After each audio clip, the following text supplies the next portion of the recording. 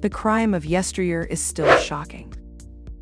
Happening in 2020, on September 15, Mail Online writes, Mexico's brutal drug war claimed the lives of 4 more people yesterday in a public execution. The group were relaxing in a pool hall in inMexico, in southern Mexico, when 20 armed men stormed the building.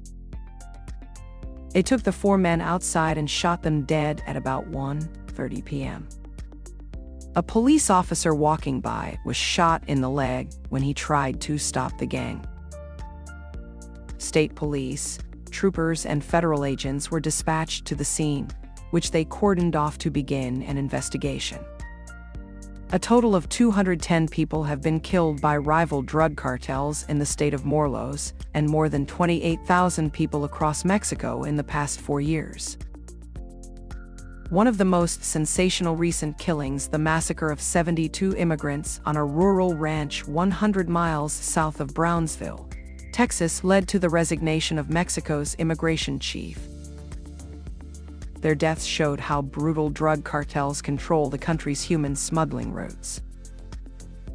Cecilia Romero stepped down as head of the National Institute of Migration, a post she had held since the beginning of President Felipe Calderon's term in December 2006, the Interior Ministry said in a statement.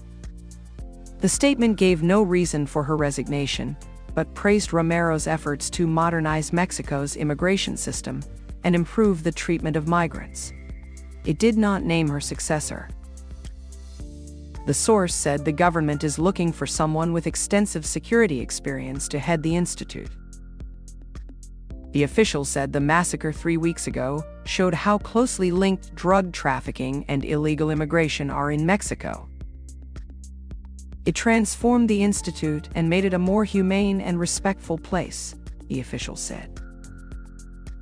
Given that organized crime has infiltrated business, we need a different kind of leader with a different kind of experience.